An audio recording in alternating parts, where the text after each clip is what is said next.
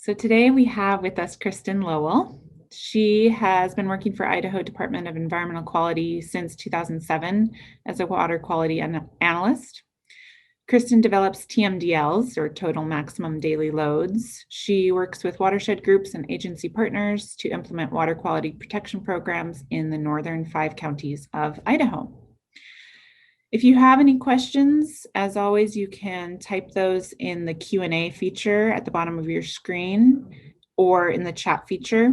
You can ask those anytime, but we'll save them for the end unless there's something that we need to ask right in the moment to clarify something. But feel free to type those in at any time so you don't forget them. And then we'll ask them at the end. So with that, I will hand it over to Kristin. Thanks, Marie, and thanks for giving me the opportunity to talk about something that has been that I've been involved in since about 2010.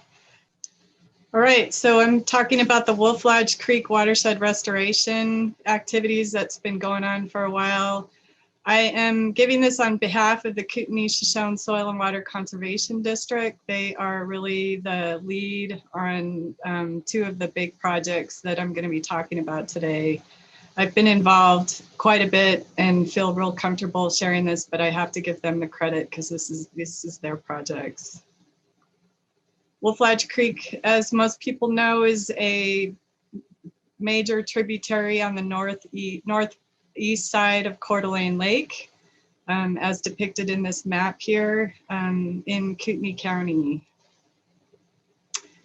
Wolf Lodge Creek has historically provided dozens of miles of spawning and rearing habitat for ebfluvial cutthroat trout in the Coeur d'Alene system. These and all trout species, their sustainability depends upon cold water, clean substrates for spawning and rearing, complex habitat, and connectivity. So much of my talk will be addressing these important aspects for the West Slope cutthroat trout survival. This is a picture of Wolf Lodge Creek, or Wolf Lodge Bay, I'm sorry, after a rain on snow event. This is a huge turbidity plume that we observed in the bay on that day. This directly is not clean substrate or clean water. It's very harmful to fish gills, and they can't see, they can't forage.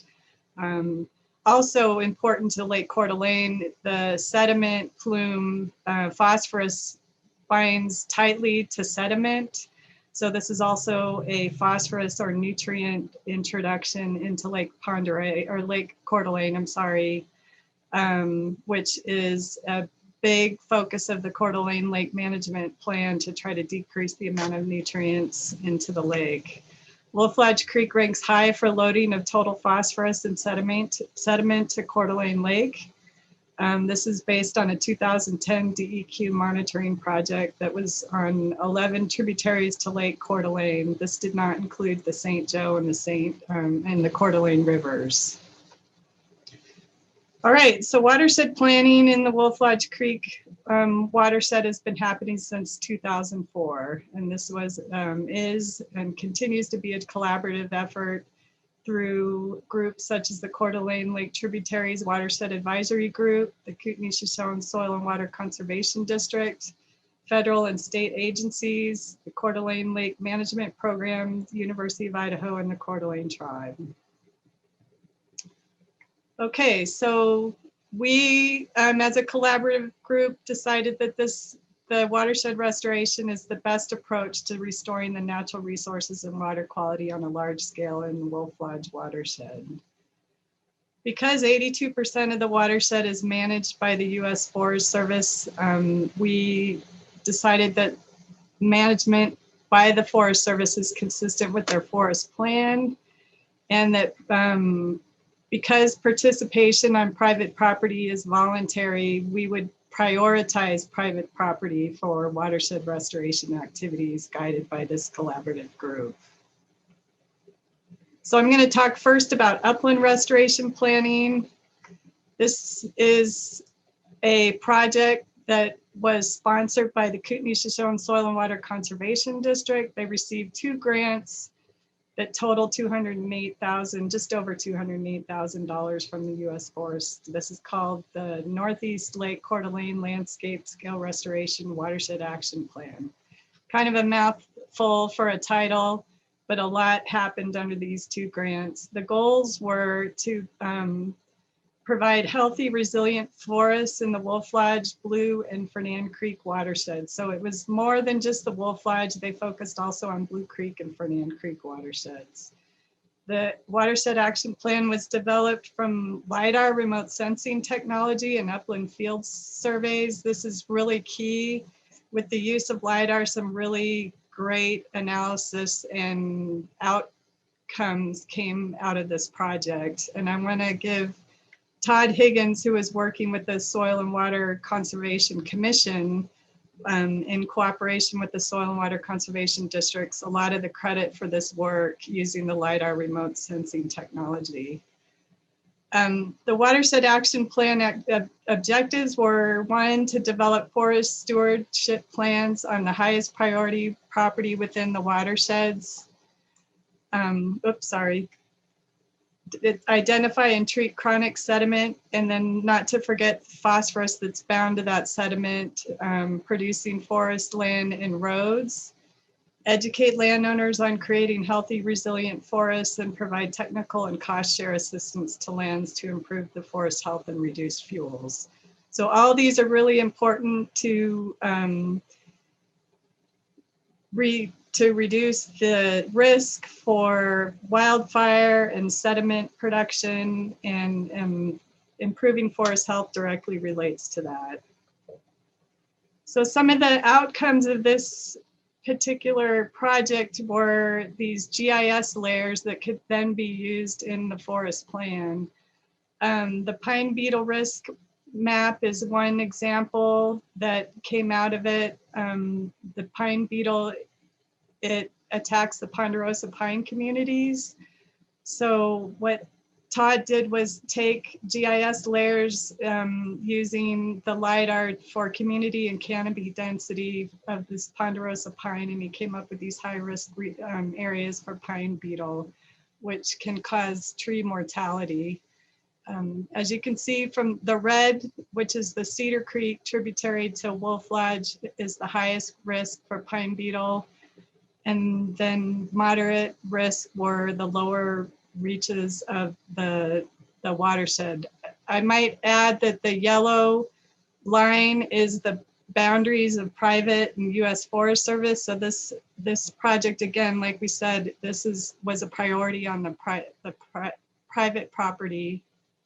And so that's the boundary of the private property in the Wolf Lodge watershed. Root disease risk was another important element that they considered. This root disease attacks Grand and Doug fir communities. So this map was produced to identify the risk for root disease, which can kill trees and then causing wildfire risk. So the highest, you can see that the red is the high risk for root disease. The orange is moderately high, and then the yellow is moderate. And then fire risk map, as you can see in the Wolf Lodge watershed, it's high risk throughout most of the watershed for fire. And this was based on the LiDAR, Idaho Department of Lands, the U.S. Forest Service, and land fire data sources. So out of these layers came a priority map for pre-commercial thinning, which is a way to treat the forest to get a healthier forest so you don't have all of that fuel for wildfire risk. And so this map has parcel maps, which identifies landowners, and then the high, medium, low, and very low risk for Wolf Lodge pre-commercial thinning projects. So out of these maps, they can identify landowners and get them under planning projects to do the pre-commercial thinning. Also under this project was a road and culvert inventory. and also structures, meaning houses and shops and other structures that are on private property. This map shows the Blue Creek, Fernan, and Wolf Lodge watersheds, because this whole project was in those 3 watersheds. Out of this effort, 298 culverts in these 3 watersheds were identified. 165 were needing some kind of maintenance, 52 needed to be cleaned. And then, as you can tell from the blue triangles, which are the structures that the wildland urban interface really was high risk for fire, particularly there on the border of Coeur d'Alene into those 3 watersheds. So implementation of this watershed action plan has been ongoing. It started with seed money from this grant that I told you about, but then later there was some regional conservation partnership program money, quite a bit of money that was given to NRCS to implement the watershed action plan. Treatments are including forest management plans on private property, fuel breaks / treatment, pre-commercial thinning, weed control, tree planting, exclusion fencing. All right, stream restoration planning. This is what I was really heavily involved with. It all started with the Wolf Lodge Creek Watershed Assessment and Restoration Prioritization Plan. This was a plan that was developed by the River Design Group and under a Clean Water Act Section 319 grant administered by DEQ. Under this plan, these key questions were put forth. What are the limiting factors for aquatic habitat? Where is the nutrient or the sediment and nutrients, because the nutrients, the phosphorus is bound to sediment, coming from? What are the main drivers of channel instability? And where are the priority restoration opportunities? Limiting factors included channel entrenchment and lack of floodplain connections, such as you see in that right top corner photograph. The creek has incised or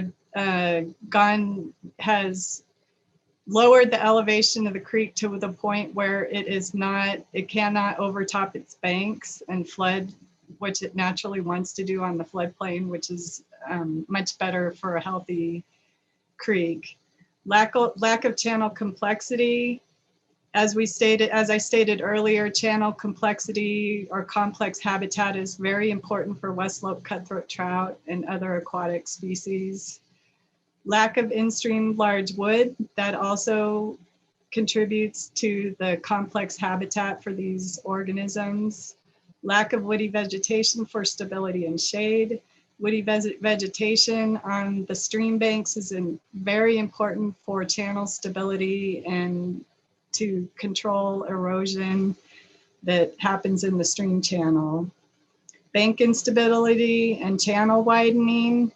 The picture on the bottom right is an example. The creek is dry then. This is Marie Creek, which is a tributary to Wolf Lodge, but that picture shows an over widening of the creek, which causes temperature and lack of complex habitat issues in the creek. And then the last limiting factor that we came up with was excess bed load in the lower reaches.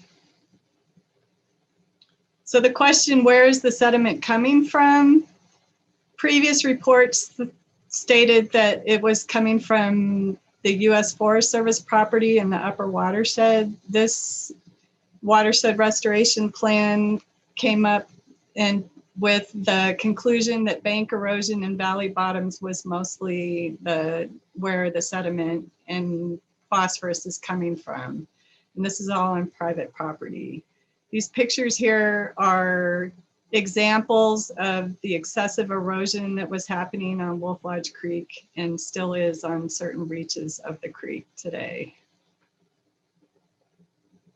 Drivers for channel instability in Wolf Lodge Creek are removal of vegetation. Again, vegetation on the stream banks is really important to provide stability against that erosive force of the creek. Dredging, historical dredging was a common practice that disrupts the equilibrium of the creek and increases that channel instability. Channelization or straightening of the creek, that's another practice that was done early in history, particularly on agriculture property, and then increased peak flow. Also under this project was a sediment load analysis. I know this table is busy, but I'd like you to look at this particular reach. It was the Wolf Lodge Creek Reach 3. It is the highest sediment producing reach on Wolf Lodge in the private property. It produces a maximum of 965 tons per year. And like I said, the phosphorus is bound to that sediment. So it is all of that sediment and phosphorus ends up in Coeur d'Alene Lake. The graph on the right shows that Wolf Lodge Reach 3 is 43 or was 43% of the sediment producing in the entire private property of Wolf Lodge Creek watershed. So we targeted the Reach 3 for restoration efforts. Again, the project sponsor is the Kootenai-Shoshone Soil and Water Conservation District. They wrote for and received grants for a total of just over $391,000. These are the funding partners that funded this particular effort, the restoration effort on Wolf Lodge 3, the Restoration Partnership, the Idaho DEQ 319 grant program, the Coeur d'Alene Lake Management Program, Avista, North Idaho Flycasters, Fly Fisher International, TransCanada, the Natural Resources Conservation Service, and then the two landowners on which this project is, the Steve and Janet Funk and Mike Murphy. So it took the efforts of all of these partners to get this on board. So the project objectives were to incorporate 2,000 feet of stream bank stabilization that supports development of mature riparian vegetation, to create complex aquatic habitat components that support the wild trout and other aquatic organisms, to reshape the existing channel, and to coordinate with the landowners their particular needs. Here's some more examples of what the Wolf Lodge 3 Creek, the Wolf Lodge 3 Reach looked like. The stream banks were vertical and bare. The highest eroding bank in the Wolf Lodge 3 Reach was moving about 4 to 6 feet per year. As you can see on that bottom picture, it was threatening to undermine this landowner's shop. And that picture, it was during high runoff. That bank is about 10 feet in height, and it's vertically eroding and bare, or it was. What's unique about this project is we took a bioengineering approach, and which meant that we were going to use wood instead of rock. So we had 3 categories of wood, looking at that table at the top right hand of the slide.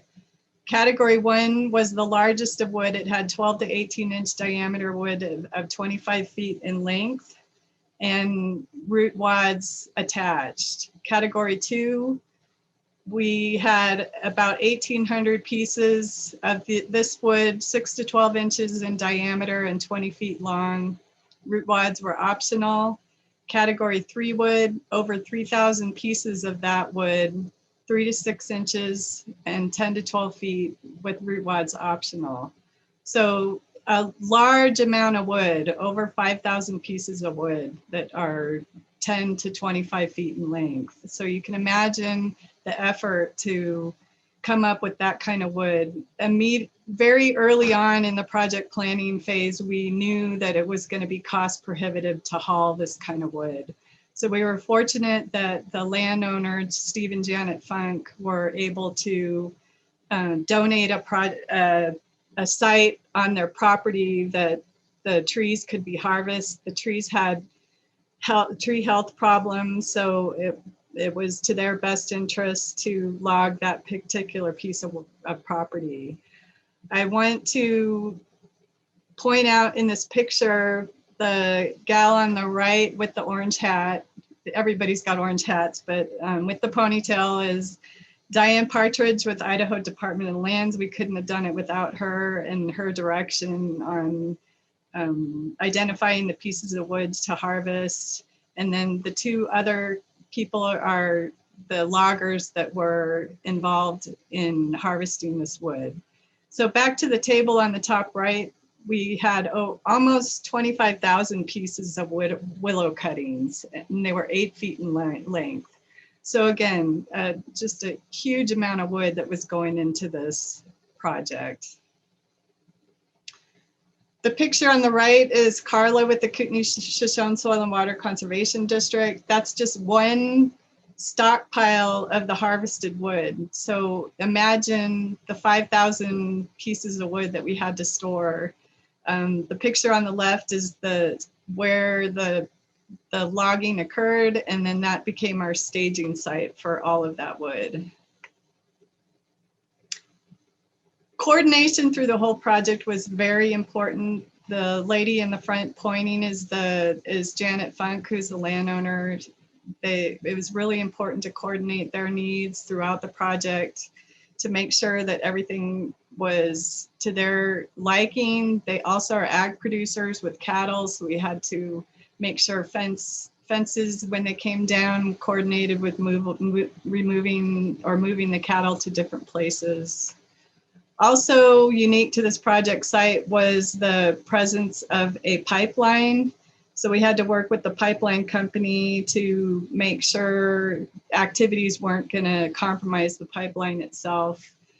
The gentleman with the mask on that's pointing is Bill Lillibridge with the Idaho Soil and Water Conservation Commission. He was an engineer that was heavily involved in this project and did a great job of coordinating. This is just a picture on the left of the pipeline, how close it was to the creek. This vegetation here is the vegetation on the stream bank of Wolf Lodge Creek. There was one reach on this particular project that was threatening the integrity of the pipeline, and that particular reach got rocked. That was the only reach that got rocked. The rest of it was bioengineered. So techniques that were used to channel reconstruction, to create meanders in the creek and remove that channelization or that straightening that had happened years in the past. So this is an example of how much heavy equipment and earth moving what it took to rechannel, to reconstruct the channel. And then those are some stockpiled wood that would be used later in the project.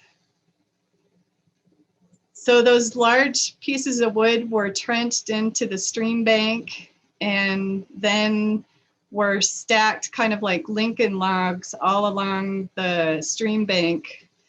And if you look closely at this picture on the left-hand side, you can see all of those pieces of wood, how stacked they are, and just think about that they were trenched deep into the stream bank. Remember that some of those pieces were 20 feet long. On top of that kind of Lincoln log structure, the willows were planted. And remember, those are 8 feet long, so they went deep into the stream bank and to where they could touch water, and eventually they'll green up and we'll have a nice looking stream bank that looks pretty natural. This is an example of a constructed riffle. Really important that we had that complex habitat. The riffle habitat is part of that. And then throughout the project were these large wood habitat structures that provide cover and deep pool habitat for the cutthroat trout and other organisms. And then also part of the project was floodplain reconstruction. They produced floodplain swales. So when the stream overtops its bank, those swales will capture sediment and recruit plant seeds on which the vegetation can start to colonize. There was large wood placement, and not just placed on the floodplain, but trenched in, so they're nicely secured, again, providing complex, kind of a complex habitat, but also roughness that would capture sediment and plant seeds that could in the future germinate. And then revegetation. If you look real closely, these are willows that were planted throughout the entire floodplain. So I want to circle back around to that property that I talked about that was the creek was threatening to undermine the shop of this property owner. They reconstructed the channel to where it was built, but the floodplain was built out from that particular structure. This top right corner photograph, you can see how far out the stream bank was built from that shop. And then the amount of wood that was put in to protect that stream bank. You can see that over in this left-hand picture as well. So just incredible stream bank stability provided by that much wood. And then I'm just, for the end of my talk, I'm just gonna walk you through a few pictures so you can kind of get a perspective of the entire project. And already this spring, the willows are starting to green up and the project's looking really good. We had a great runoff season. The snow melted just kind of gradually, so we didn't get some extreme high flow event. And the project's looking really good. The water's real clear and the fish have returned.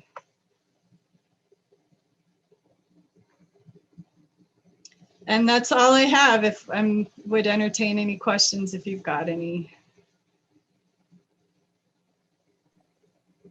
Great, thank you so much, Kristin. Are there any questions from our participants? I guess I was wondering, is there any other follow-up work you'll be doing there, or are you kind of?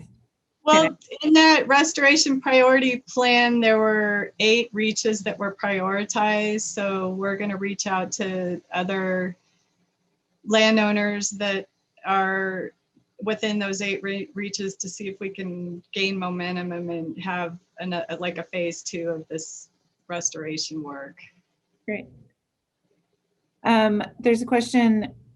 So, I mean, this is pretty intense work with the private landowners, and that's pretty amazing that they were willing to let you work with them and do so much on their site. How were the landowners originally contacted?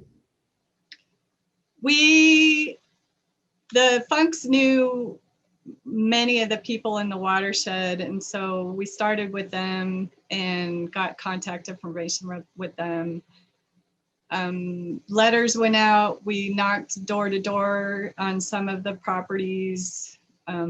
We had community meetings where we invited people to try to increase awareness and get their interest. So there was a lot of upfront work just trying to reach out. Yeah, it is a lot of work, I'm sure. Are there ways for citizens to get involved in the restoration in some way? That's a good question. Because this is private property, it's real specific into reaching out to this particular landowners in the watershed. I'm Yeah, Marie, do you have any ideas on that? I'm kind of drawing a blank. It's because it's all private property. It's real. You work in individual land with individual landowners, but getting the word out, I guess, into our efforts and just, yeah, if you know people in the watershed, definitely getting the word out. Yeah. We want to use this kind of technique in other watersheds as well. Yeah. Yeah. The only thing that comes to mind for me is if there were plantings, that type of work could sometimes be done by volunteers, or we've had high school students help with plantings at other sites. And so maybe that Yeah, the plantings are done at this particular site, but yeah, in other projects, we have used citizen volunteers to do plantings. Yeah. Let's see. Are you looking to complete this work at any other watersheds?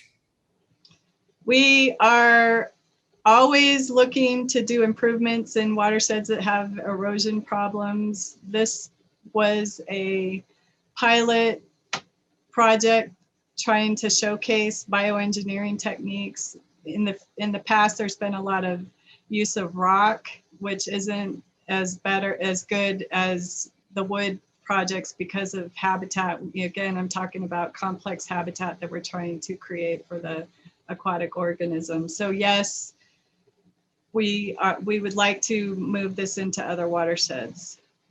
Yeah. Along with that comment about the rock versus trees, we have a question. What are the differences between using rock versus trees for stream bank stabilization? Well, rock it doesn't provide that roughness factor that wood does. It definitely doesn't provide the large wood habitat structures that provide the deep pools and the cover for fish. It also has a tendency, the stream, when it hits the rock, it kind of accelerates the water to downstream.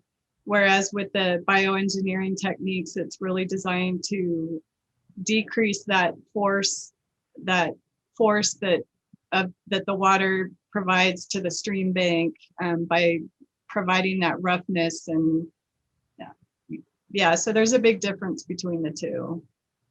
Yeah. How hard was it to gather all of the wood needed? Well, like I said in the presentation, we quickly ran into the realization that if we were to harvest the wood at offsite and have to haul it, it was going to be very expensive. So we were lucky that the Funks had a piece of property that we could get all of the wood all on site. So it is really important when you have a project like this that you have a wood source that's close by when you've got this quantity of wood. Yeah.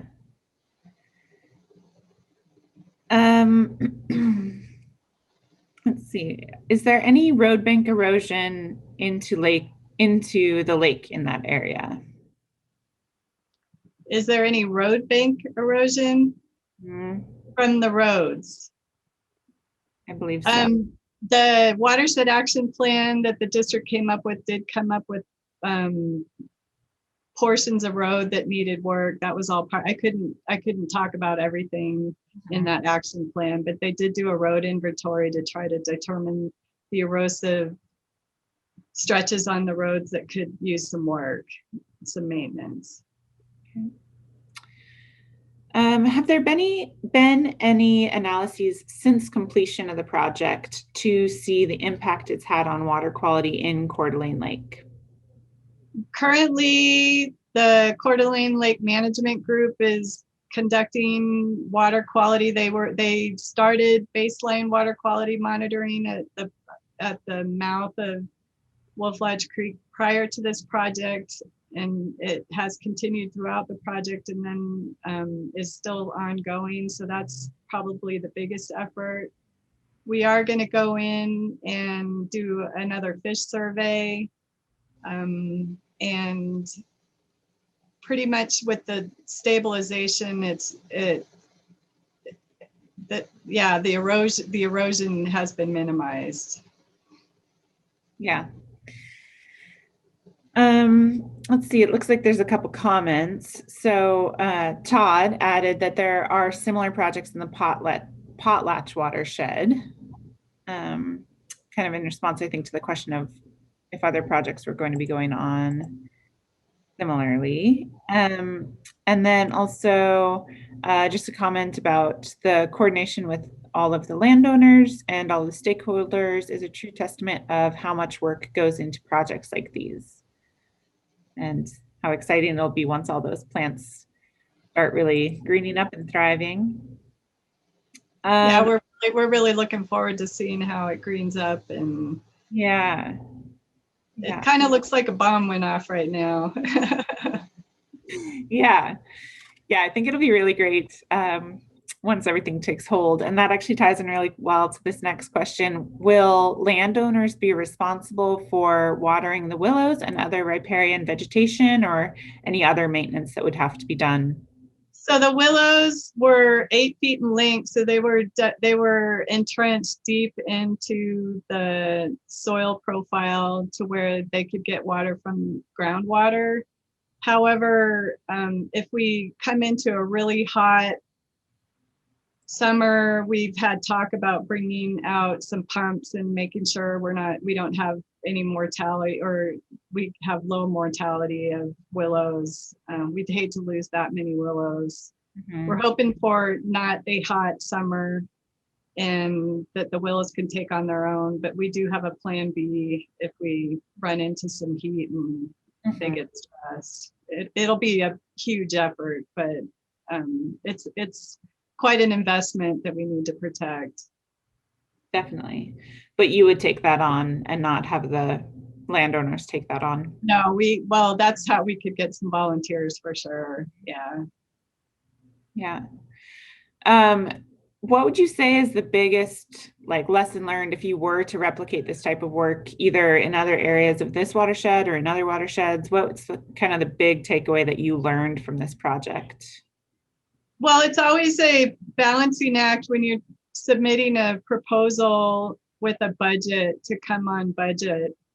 And the costs of this kind of project, particularly if you have to haul materials such as rock and wood, can really vary depending on the source. So it's really important that you source the wood and the rock and prior to writing your proposal, because you could underbid to where you can't even implement the project. You get your grant, you may be awarded the grant, but then not have enough money and have to go back out and look for money. The other important thing is just to really coordinate with the landowners and make sure that you address all of their needs. We came up with a landowner agreement, which was both for the landowner themselves to protect their interests. For example, making sure that a high dollar hayfield didn't get tracked with heavy equipment, the timing of moving fences and stuff, but also the landowner agreement protects the project throughout after the life of the construction of the project. So that was one of the big lessons to learn, is how to author such a landowner agreement, which the district did a really good job of putting that together.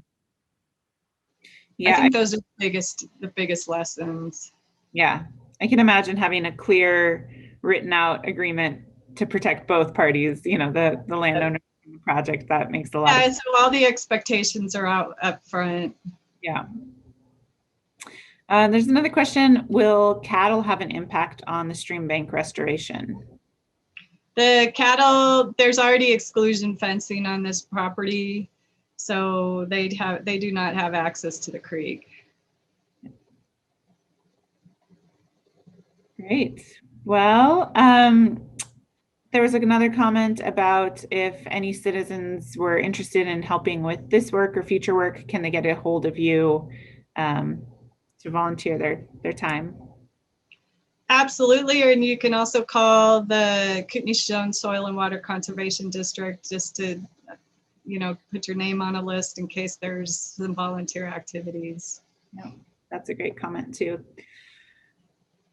Well, I don't see any more questions coming through. If anybody has any, feel free to share those now. But Kristin, I just want to thank you for the presentation, but also for all of this hard work in the watershed. It's a pretty incredible project. It's really exciting to actually see this type of thing implemented. I know so much of the work that you do is, finding problems and coming up against limitations. And so to actually be able to implement something that's trying to fix those problems, that's a really incredible thing. Yeah, we're really proud of it. We're really proud of it. Yeah. There was another question. Will any tours be offered of the area? Yeah, we wanted to green up some, and then we are going to have a tour. Get a hold of the Soil and Water Conservation District if you're interested in going on that tour. We'd like to get our project sponsors out there when it looks good, but also people that are interested. Yeah, that'd be very fun. It'd be good to see. Okay. Yeah, Steve and Janet Funk are great with outreach to the public. They're very much education oriented and very generous that way. Yeah, I'm sure that makes a huge, huge difference when you're working with a landowner who's really invested and open to having people come through their property and this type of big project. All right. Well, thank you so much, Kristin, for your time. Really appreciate it. And again, thank you to you and all of the team members who are involved in this big project. Exciting to see that happening. So we appreciate that.